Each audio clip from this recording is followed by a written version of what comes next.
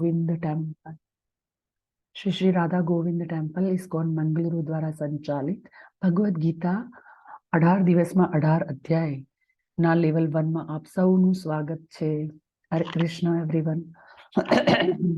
Sorry, 2 દિવસની મેં છુટ્ટી લીધી હતી કારણ કે મારો વોઇસ જ નહોતો નીકળતો, બિલકુલ નહીં. હું બોલું ને તો આવો અવાજ આવે, અવાજ જ ના નીકળે, બિલકુલ અવાજ નહીં.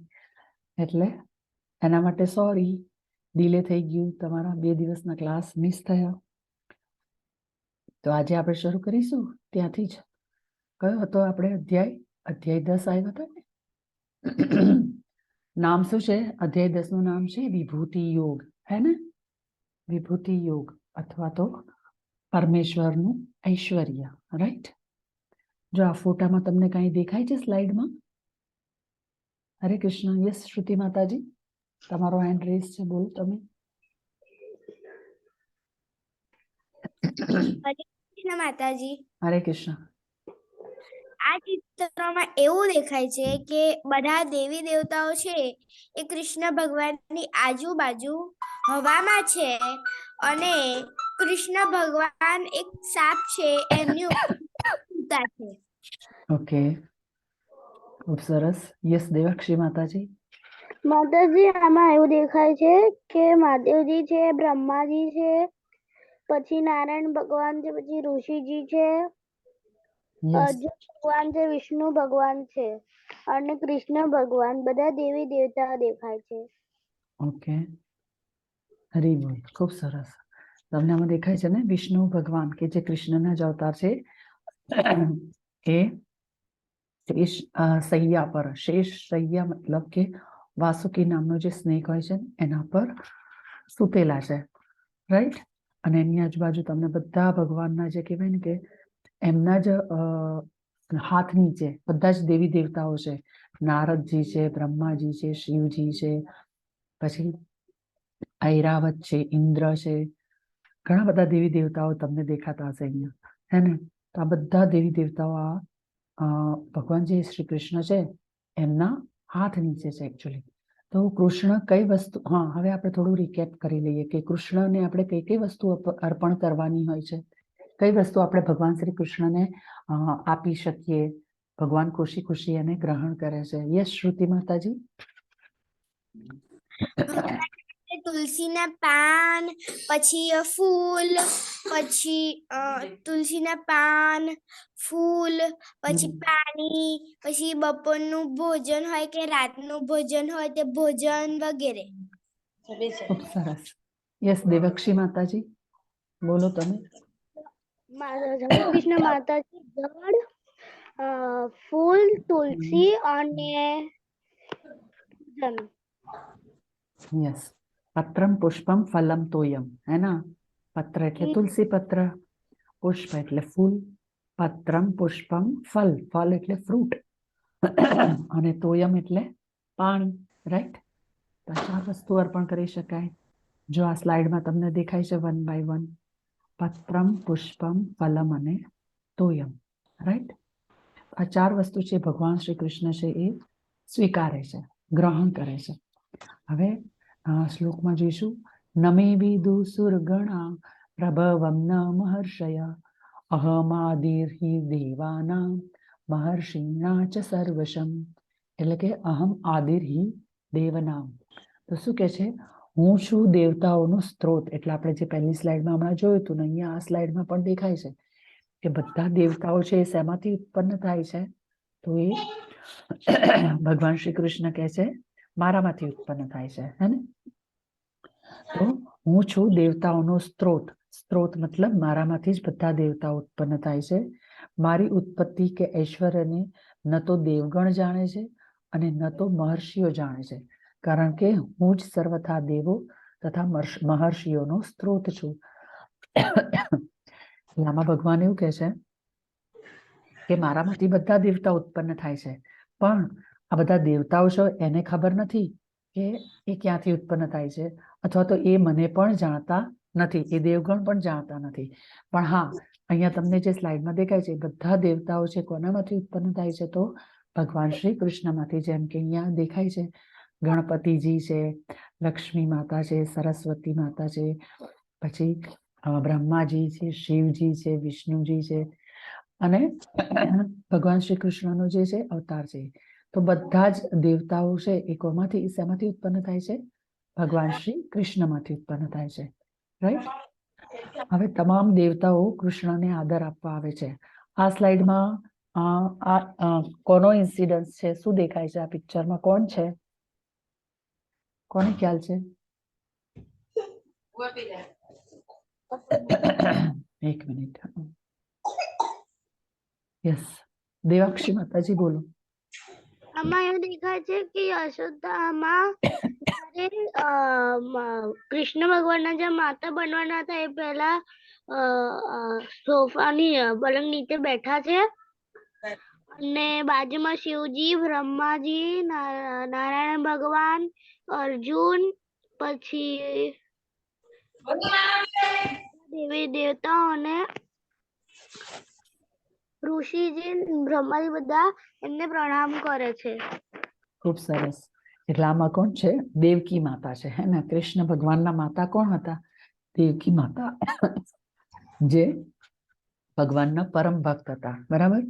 તો ભગવાન શ્રી કૃષ્ણનો જ્યારે જન્મ થવાનો હોય છે ત્યારે શું થાય છે? તો બધા દેવી દેવતાઓ પ્રણામ કરે છે, એને ભગવાન શ્રી કૃષ્ણને આદર અને માન આપવા આવે છે અને એમને પ્રણામ કરે છે.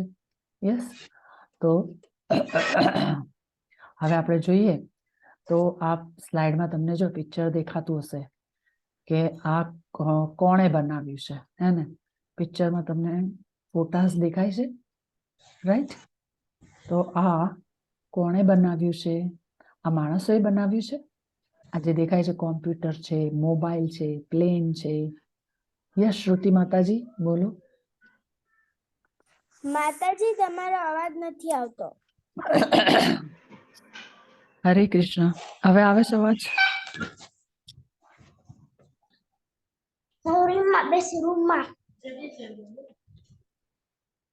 હરે કૃષ્ણ. માતાજી, મને ખબર ખ્યાલ છે તમને?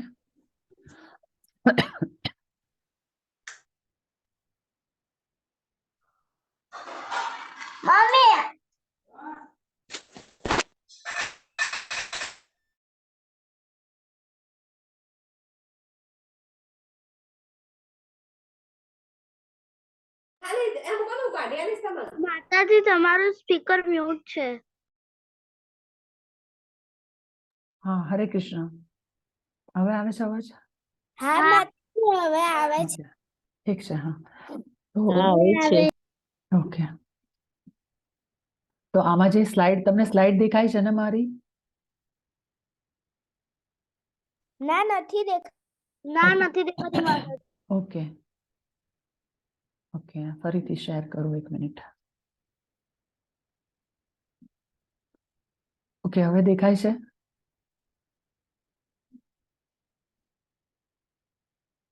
હા. હરે કૃષ્ણ. હા, તો આ કોણે બનાવ્યું છે? ચલો દેવાક્ષી માતાજી, તમારો હેન્ડ રેસ છે, બોલો. માતાજી, ફૂલ, પછી ચકલી છે, મોર છે, એ ભગવાને બનાવ્યું છે અને કોમ્પ્યુટર, મોબાઈલ અને એરોપ્લેન જે છે એ સાયન્ટિસ્ટે બનાવ્યું છે. એટલે મનુષ્યએ બનાવ્યું છે, correct? Yes. Yes. Okay. Yes, અત્રે પ્રભુજી, તમારે કંઈ એડ કરવું છે આમાં? ફૂલ, ચકલી, મોર, પ્રકૃતિ છે ને ભગવાને બનાવી છે. યસ. અને ઉપર જે છે એ બધું ભૌતિક છે ને, કોમ્પ્યુટર, મોબાઈલ, એરોપ્લેન, એ બધી વસ્તુ કઈ છે? એ બધી ભૌતિક જગત છે, ભૌતિક પ્રકૃતિ છે. એ બધી મનુષ્યએ બનાવી છે. અને જ્યારે કુદરતી એટલે કે પ્રાકૃતિક જે છે જગત, એ કોણે બનાવ્યું છે? તો એ ભગવાને બનાવ્યું છે. જેમ કે દેવાક્ષી માતાજીએ પણ હમણાં બોલ્યા હતા, હે ને? પણ સૌથી બધાથી ઉપરી કોણ છે? તો એ ભગવાન કૃષ્ણ જ છે ને. મનુષ્યને પણ કોણે બનાવ્યા? ભગવાને. અને પછી મનુષ્યએ આ ભૌતિક જગતનું નિર્માણ કર્યું આવી રીતનું. કોમ્પ્યુટર છે, મોબાઈલ છે, એરોપ્લેન બનાવીને બધાની શોધ કરીને. તો આ રીતે ભૌતિક જગત અને પ્રાકૃતિક જગત છે, કરેક્ટ? એક મિનિટ, મારી સ્લાઇડ ચેન્જ નથી થતી. વેઇટ.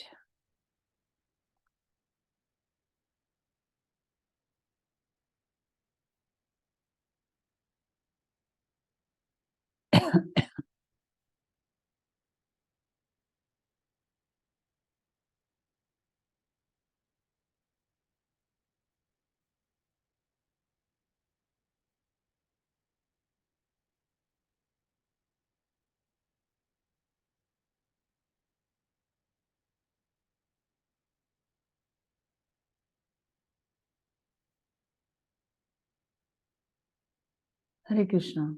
હવે મારી સ્લાઇડ દેખાય છે? ના ના ના માતાજી નથી દેખાતું.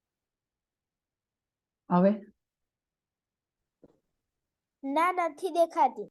ઓકે, ના નથી. ઓકે, હું ટ્રાય કરું છું. કંઈક તો છે, ગડબડા છે.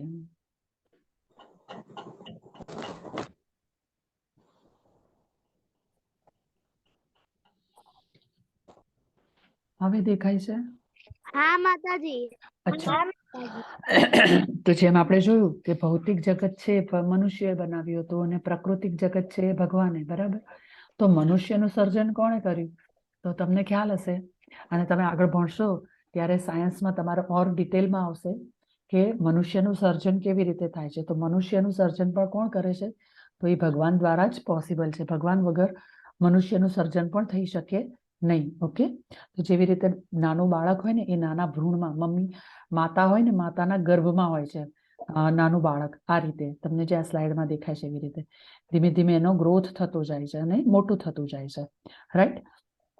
તો જે આ કુદરતી કરામત છે એ પણ કોની કૃપાથી છે? તો એ ભગવાનની કૃપાથી જ મનુષ્યનો જન્મ થાય છે.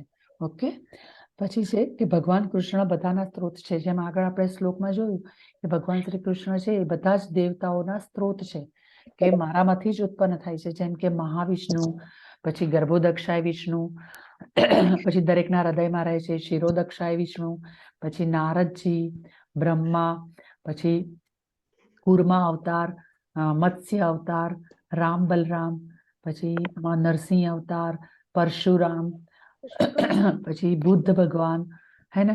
અને બધા જ પછી શિવજી છે. એટલે આ બધા જ દેવી દેવતાઓ છે જેટલા ફોટામાં દેખાય છે, બધાનું ઉત્પત્તિ સ્થાન ઉત્પન્ન ક્યાંથી થાય છે? તો ભગવાન શ્રી કૃષ્ણમાંથી જ ઉત્પન્ન થાય છે બધા દેવી દેવતાઓ. હવે આ આપણે ઘટના પહેલા જોઈ ગયા હતા કે કૃષ્ણ એ અજન્મા છે, હે ને? અવિરત છે, અવિનાશી છે. એટલે ભગવાન શ્રી કૃષ્ણનો ક્યારે માતાજી તમારો અવાજ ધીમો આવે છે. હા, મારો અવાજ ધીમો જ આવશે કારણ કે આથી વધારે મોટેથી હું બોલી શકું એમ નથી, નીકળતો જ નથી અવાજ. તો અહીંયા નેક્સ્ટ જોઈએ, અહમ સર્વસ્વ પ્રભવો મત સર્વમ પ્રવર્તતે ઇતિ મત્વા ભજન્તે માં બુધા ભાવ સમન્વિતા. તો શું કહે છે ભગવાન? કે હું સમસ્ત દિવ્ય તથા ભૌતિક વિશ્વનું કારણ છું. દરેક મારામાંથી વસ્તુ ઉદ્ભવે છે. જે બુદ્ધિમાન મનુષ્ય આ સારી રીતે જાણે છે તેઓ મારી પ્રેમમય ભક્તિમાં પરોવાય છે અને સર્વથા અંતઃકરણપૂર્વક મને ભજે છે. એટલે ભગવાન કહે છે કે સમસ્ત વસ્તુઓ, દેવતાઓ, સમગ્ર ભૌતિક પ્રકૃતિ, પછી ભૌતિક જગત છે કે પ્રાકૃતિક જગત છે, નેચર, આ બધું જ શેમાંથી ઉત્પન્ન થાય છે? તો ભગવાન શ્રી કૃષ્ણમાંથી જ ઉત્પન્ન થાય છે. અને જે મનુષ્ય આ જાણે છે, જેને આ જ્ઞાન છે, એ મનુષ્ય મારામાં પરોવાય છે પ્રેમમય ભક્તિથી. જો આમાં ભગવાનના જુદા જુદા અવતાર છે. ચલો, કોને યાદ છે? બોલી જાઓ, ચલો હેન્ડ રેઝ કરો.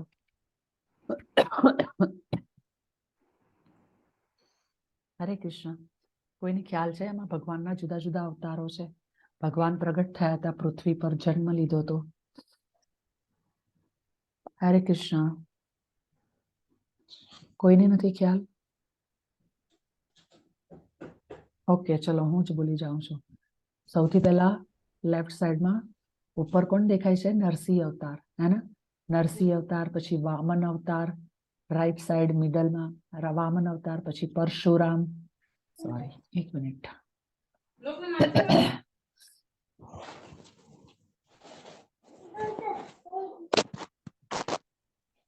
તો આમાં છે જો નરસિંહ અવતાર છે, પછી વામન અવતાર, પરશુરામ અવતાર, પછી ભગવાન શ્રી રામ, પછી છે કૃષ્ણ ભગવાન, બુદ્ધ ભગવાન, પછી છે અહીંયા કલ્કી અવતાર છે, મત્સ્ય અવતાર, કુર્મા અવતાર અને વરા અવતાર, અને વચ્ચે છે ભગવાન શ્રી કૃષ્ણ છે. ઓકે, બધાને ખ્યાલ આવી ગયો બધા અવતારોનો? પહેલો છે નરસિંહ અવતાર, લેફ્ટ તમને જે સ્લાઇડમાં લેફ્ટ સાઈડ દેખાય છે ને ડાબી બાજુ, એ નરસિંહ અવતાર છે, હે ને, હિરણ્યકશ્યપુનો વધ કરે છે.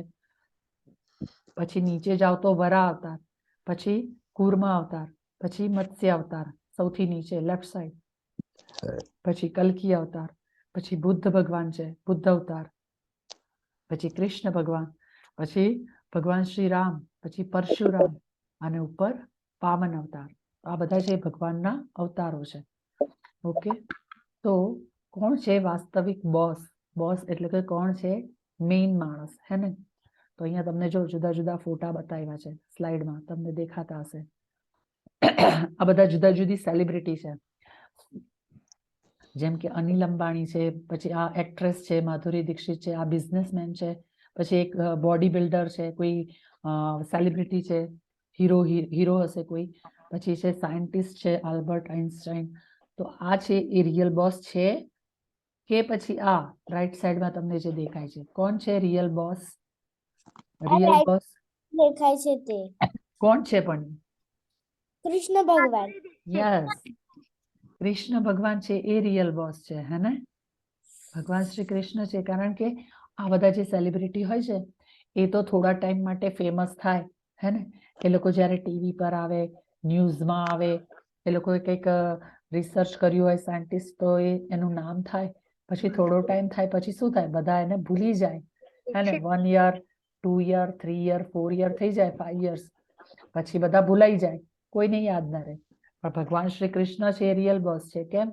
કારણ કે આપણને તો અત્યારે 5000 વર્ષ પછી પણ આપણને યાદ છે કે ભગવાન શ્રી કૃષ્ણ હતા જેમણે અર્જુનજીને ગીતાનું જ્ઞાન આપ્યું હતું. કરેક્ટ? તો રિયલ બોસ કોણ છે? ભગવાન શ્રી કૃષ્ણ. ઓકે, તો આ સ્લાઇડમાં તમને દેખાય છે બ્રહ્માજી છે, અને આ બ્રહ્મા જે છે એમના સર્જક કોણ છે? તો ભગવાન શ્રી કૃષ્ણ, કે જે વિષ્ણુ અવતાર હોય છે, એમની નાભીમાંથી લોટસ ફ્લાવર એટલે કે કમળનું પુષ્પ નીકળે છે, અને એની અંદર બ્રહ્માજીનું સર્જન થાય છે.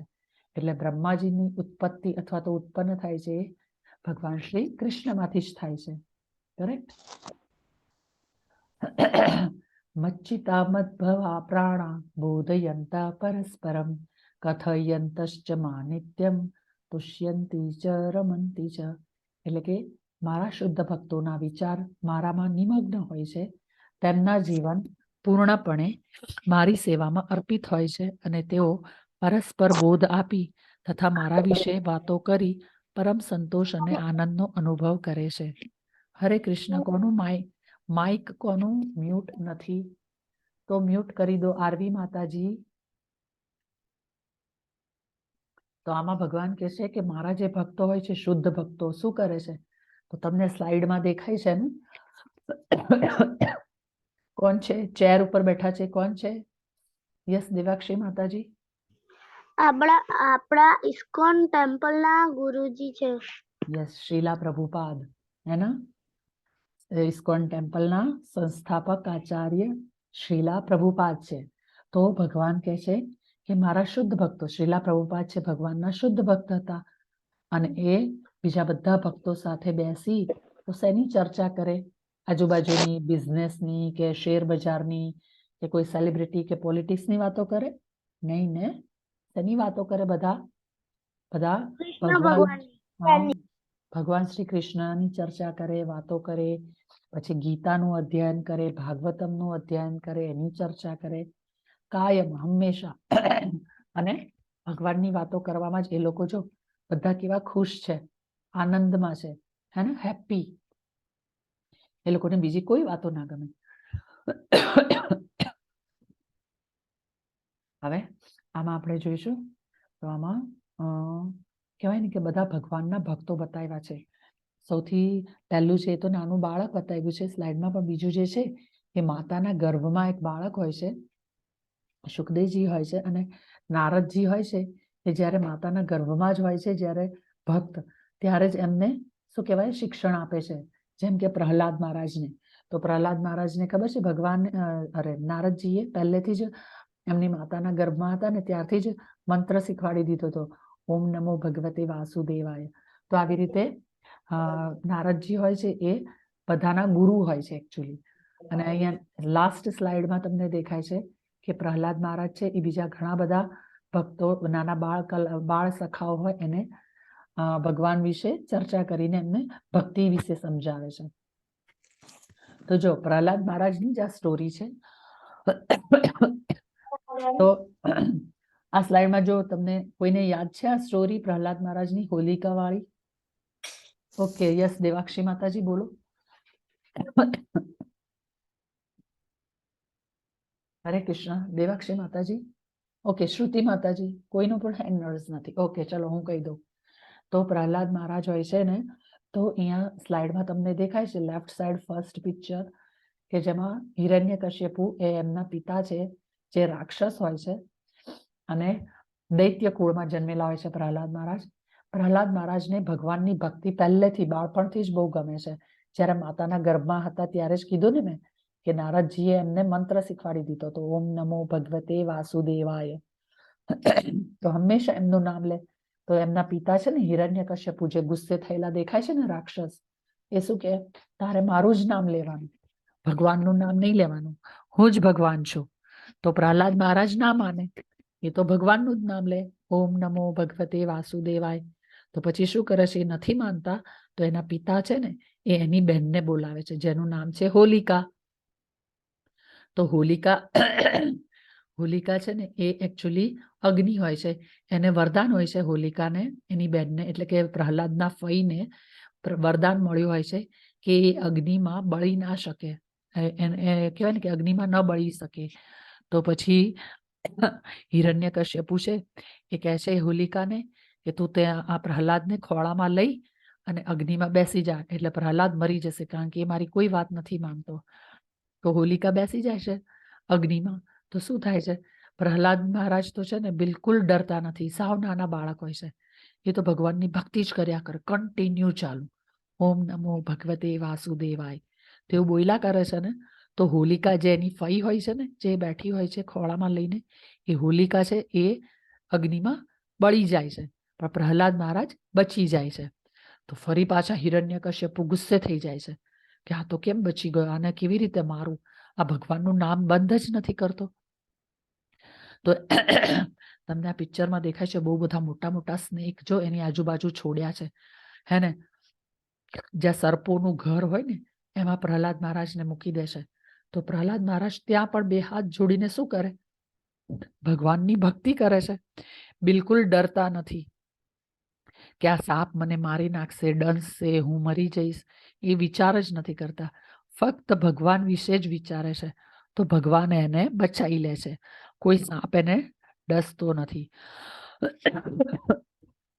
પછી નેક્સ્ટ નીચે જો સ્લાઇડમાં તમને દેખાય તો અગ્નિ પ્રગટાવેલો છે, એક વાસણ છે, એમાં ઉકળતું તેલ હોય અથવા તો પાણી હોય, એની અંદર પ્રહલાદ મહારાજને નાખે છે મારી નાખવા માટે હિરણ્યકશ્યપુ, પણ એમાં પણ પ્રહલાદ મહારાજ બચી જાય છે, નથી મરતા.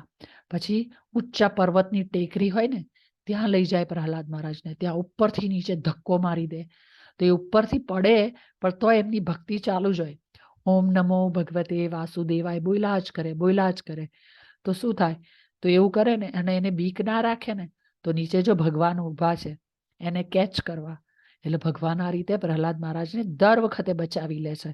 પછી આજે પેલો ગાંડો હાથી હોય ને એની પાસે છોડી દે છે, આ ગાંડો હાથી હોય છે એને પ્રહલાદ મહારાજ પાસે છોડી દે છે કે ભાઈ એ એને મારી નાખશે, પણ પ્રહલાદ મહારાજ તો એમની ભક્તિ એક મિનિટ માટે પણ છોડતા નથી, એટલે ભગવાન એમને બચાવી લે છે. તો જે ભગવાનનો ભક્ત હોય ને તો ભગવાન એની રક્ષા અવશ્ય કરે છે. કરેક્ટ, આ સ્ટોરી પરથી ખબર પડે. તો આ રીતે આ પ્રહલાદ મહારાજ છે, અને આ પ્રહલાદ મહારાજ એકચ્યુઅલી રાક્ષસ કુળમાં જન્મ થયો હતો, પણ એ ગુરુકુળમાં જ્યારે ભણવા જતા હતા તો બધા રાક્ષસોના બાળકોને એ શું શીખવાડતા હતા જ્યારે બ્રેક ટાઈમ હોય ત્યારે ઓમ નમો ભગવતે વાસુદેવાય એવી રીતે ભગવાનની ભક્તિ શીખવાડતા હતા. તો અહીંયા તમને દેખાય છે આ પ્રહલાદ મહારાજ છે એ જે ભગવાનની ભક્તિ કરતા હતા તો એમના પિતા બાજુમાં જે રેડ ધોતી સાથે ઊભા છે તો એ પૂછે છે પ્રહલાદ મહારાજને કે આ મોટો સ્તંભ છે શું એમાં તારો ભગવાન છે? તો પ્રહલાદ મહારાજ કહે છે હા, એમાં પણ મારા ભગવાન છે. તો કે તો સાબિત કરીને બતાવ ક્યાં છે તારો ભગવાન. તો હિરણ્યકશ્યપુ જ્યારે નજીક જાય છે એ સ્તંભની પાસે, થાંભલાની પાસે, તો શું થાય છે?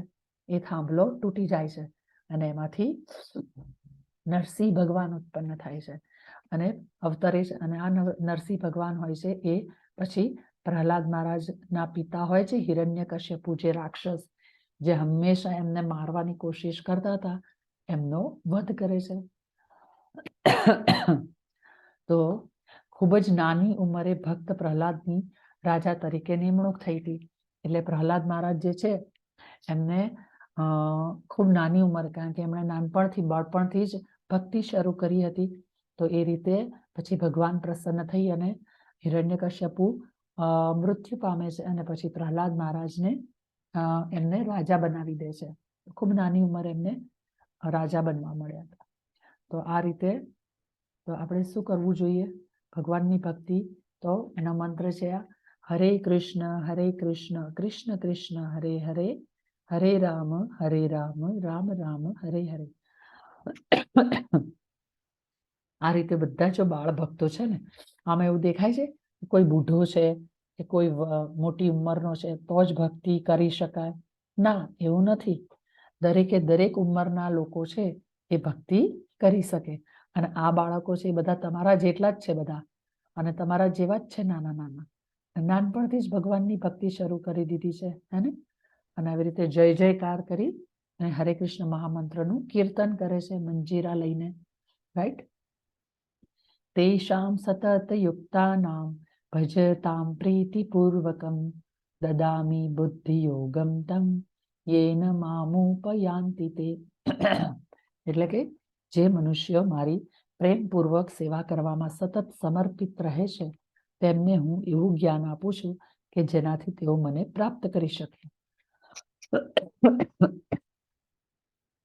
એટલે આમાં ભગવાન કહે છે કે જે મનુષ્યો મને પ્રેમપૂર્વક સેવા કરે છે, સંપૂર્ણ બધું સમર્પિત કરી દે છે મારી સેવામાં, જેમ કે શ્રીલા પ્રભુપાદ, એમણે પોતાનો બધો બિઝનેસ બધું છોડી દીધું હતું અને એ ભગવાનની સેવા કરવામાં લાગી ગયા હતા. તો ભગવાને એમને કેવું જ્ઞાન આપ્યું? એવું સરસ જ્ઞાન આપ્યું કે એમણે ભગવાન શ્રી કૃષ્ણનો બધે પ્રચાર કર્યો અને કેટલા બધા ઇસ્કોનના ટેમ્પલ બનાવ્યા, જેમાં ઘણા બધા કહેવાય કે સંન્યાસીઓ અને બધા ગુરુના શિષ્યોએ આશ્રય લીધો. અને જે લોકો અત્યારે ભગવદ્ ગીતાના ભાગવતમના ક્લાસ લઈ અને આપણા જેવા સામાન્ય માણસો સુધી આ નોલેજ આપણને પહોંચાડે છે અને આપણને પણ ભક્તિ કેવી રીતે કરવી એ શીખવાડે છે. તો આવી રીતે ભગવાન છે એ એમના પ્રિય ભક્તને એવું સરસ જ્ઞાન આપે કે જેનાથી બધાનું ભલું થાય. ઓકે, તો હવે આમાં આપણે જોઈએ કે જ્યારે આપણે કોઈ અજાણી જગ્યાએ જવું હોય તો ખબર છે ને, કારમાં કે સ્કૂટરમાં કે મોબાઈલમાં આપણે ગૂગલ મેપ ચાલુ કરી દઈએ, હે ને? ગૂગલ મેપ ચાલુ કરીએ તો આપણને શું કહેવાય કે જે વસ્તુ કે જે જગ્યા આપણે પહેલા જોઈ ના હોય તો એ આપણે શોધવી હોય તો ઇઝીલી મળી જાય. મોબાઈલમાં પણ હવે તો આવી સુવિધા છે કે તમે ગૂગલ મેપ શરૂ કરી દો, હે ને, લોકેશન, તો તમને એ જગ્યાએ તમે પહોંચી જઈ શકો. તો આ છે ભૌતિક વિશ્વ, જેમાં જીપીએસ, હે ને, જીપીએસ સર્ચ કરે. કારમાં તમે જોયું હશે, જીપીએસ સર્ચ કરે અથવા તો મોબાઈલમાં, અને તમારા કોઈના ઘરે પહોંચવું હોય તો શોધીને પહોંચી શકો છો મેપ થ્રુ. પણ ભક્તિ, ભગવાન સુધી પહોંચવું હોય તો એનું જીપીએસ શું છે? તો હરે કૃષ્ણ મહામંત્રનો જાપ કરીને આપણે બધા જ ફરી પાછા ભગવાન પાસે પહોંચી શકીએ, રાઈટ? જેમ ભૌતિક જગતમાં કોઈ અજાણી જગ્યાએ જવું હોય તો આપણે મોબાઈલ કે કારની અંદર જે હોય છે નાનું કમ્પ્યુટર, એમાં જીપીએસ ફાઉન્ડ કરી સર્ચ કરીને પહોંચી શકીએ છીએ. તો ભગવાન સુધી પહોંચવા માટે આપણે ભગવાનની ભક્તિ દ્વારા ભગવાન સુધી પહોંચી શકીએ. રાઈટ. તેષામેવાનુકંપાર્થ મહામાજ્ઞાનજં તમ નાશયામ્યત્મભાવસ્થો જ્ઞાનદીપેન ભાસ્વતત. યાની કે ભક્તો ઉપર વિશેષ કૃપા કરવા માટે તેમના હૃદયોમાં નિવાસ કરનારો હું જ્ઞાનરૂપી પ્રકાશમાન દીપક વડે અજ્ઞાનજન્ય અંધકારને દૂર કરું છું. એટલે આમાં શું કહે છે? ભગવાન કહે છે કે જે લોકો, જે ભક્ત સાચા હૃદયથી મારી ભક્તિ કરે છે, મારામાં વિશ્વાસ રાખે છે, હે ને, તો શું કરે છે? ભગવાન એને દિવ્ય જ્ઞાન આપે છે. તો એ જ્ઞાનથી શું કરી શકે? તો જ્ઞાન જો એને પ્રાપ્ત થાય તો અજ્ઞાન તો ઓટોમેટિક દૂર થઈ જાય. રાઈટ. જેમ કે આપણે દીવો લઈને અંધારામાં જઈએ તો અંધારું દૂર કરવું હોય તો એના માટે શું કરીએ છીએ? દીવો લઈને જઈએ. દીવો લઈને જઈએ તો અંધકાર એમને આપોઆપ જતો રહે. તો એવી જ રીતે ભક્તો જ્યારે ભગવાનની ભક્તિ કરે છે ત્યારે ભગવાન ભક્તોના હૃદયમાં નિવાસ કરે છે અને જ્ઞાનમય પ્રકાશનું અંધકાર દૂર કરી જ્ઞાનમય પ્રકાશ પ્રજ્વલિત કરે છે. રાઈટ. અર્જુન ઉવાચ પરમ બ્રહ્મ વરમ ધામ પવિત્રમ પરમમ ભવાન પુરુષમ શાશ્વતમ દિવ્યમ આદિદેવ ભજમ વિભુમ આહુસ્ત્વામ ઋષયઃ સર્વે દેવર્ષિ નારદસ્તથા અસીતો દેવલો વ્યાસ સ્વયં ચૈવ બ્રવીષિમે. એટલે કે અર્જુને કહ્યું, આપ પૂર્ણ પુરુષોત્તમ પરમેશ્વર, પરમ ધામ, પરમ પવિત્ર, પરમ સત્ય છો. આપ સનાતન દિવ્ય આદિ પુરુષ અજન્મા તથા મહાનતમ છો. નારદ, દેવલ તથા વ્યાસ જેવા સર્વ ઋષિઓ આપના વિશે આ સત્યનું સમર્થન કરે છે અને હવે આપ સ્વયં મને જ કહી રહ્યા છો. એટલે આમાં ભગવાન શું કહે છે? ભગવાન આમાં અર્જુન કહે છે, ભગવાન નહીં, અર્જુને જ્યારે ભગવાને બધું જ કહી દીધું ત્યાર પછી અર્જુન એવું કહે છે કે ભગવાન, તમે જે કીધું ને કે તમે પૂર્ણ પુરુષોત્તમ પરમેશ્વર છો, પછી પરમ ધામ શું છે, પરમ પવિત્ર, પરમ સત્ય, બધું જ તમે છો. દિવ્ય, આદિ પુરુષ, અજન્મા, બધું જ તમે છો. નારદ, દેવલ, પછી વ્યાસદેવ, સર્વ ઋષિઓમાં આપ જ સર્વસ્વ છો. તો આ બધું તમે જ મને સ્વયં હમણાં કહ્યું છે અને એવું વેદોમાં પણ કીધેલું છે. રાઈટ.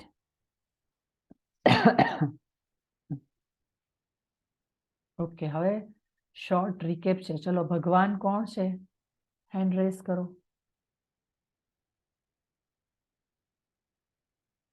યસ, દેવાક્ષી માતાજી બોલો. માતાજી, મને તેનું નામ શું છે એ બી આવડે છે ને ભગવાન કોણ છે મેં તમને કીધું જ છે. હા, ફરી બોલી જાઓ. અત્યારે મેં પૂછ્યું એટલે. ભગવાન એક અજન્મ છે અને તેમનું નામ કૃષ્ણ ભગવાન છે. Yes, correct. પછી અત્રેય પ્રભુજી બોલો. એક વ્યક્તિ છે.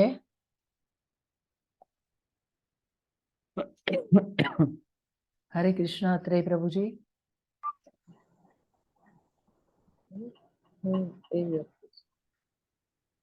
એ વ્યક્તિ છે કે નથી?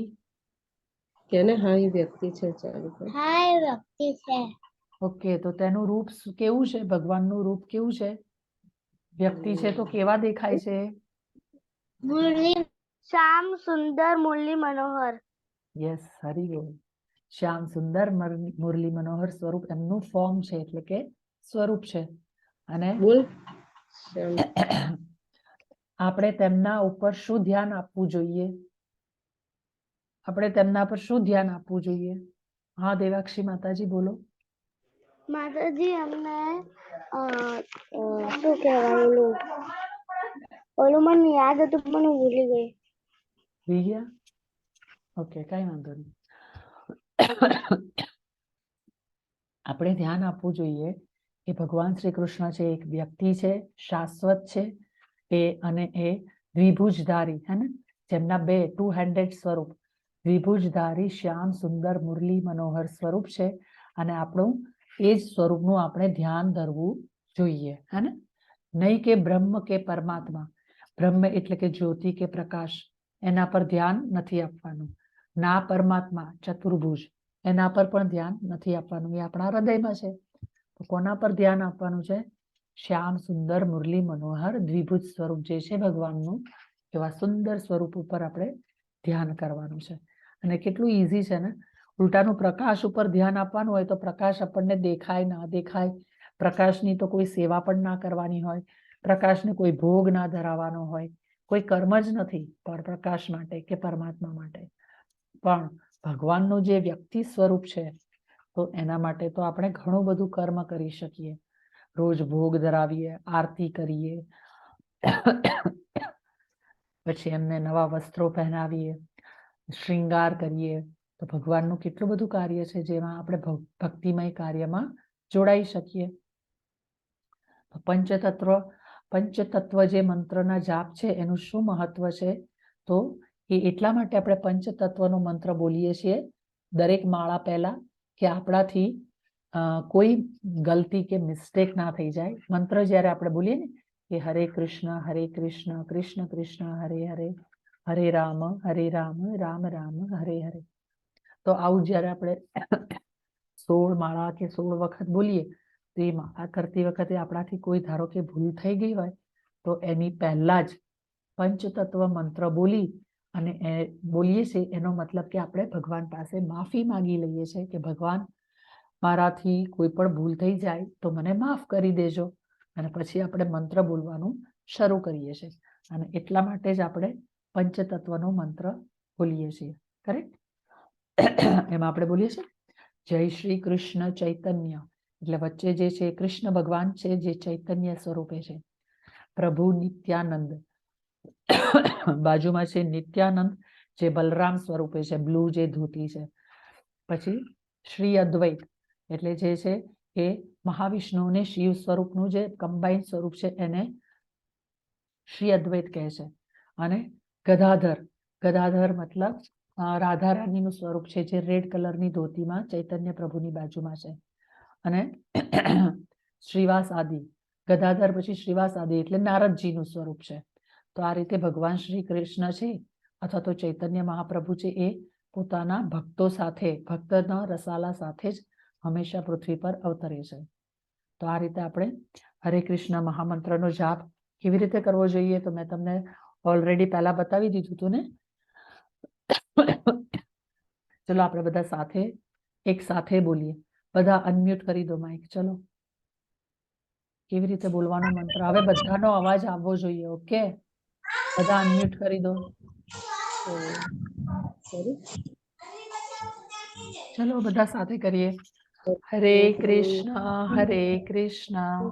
કૃષ્ણ કૃષ્ણ હરે હરે, હરે રામ રામ રામ હરે હરે. હરે કૃષ્ણ એવરીવન. આ રીતે બધાએ સાથે અને મોટેથી બોલવાનું હે ને, હરે કૃષ્ણ મહામંત્રનો જાપ.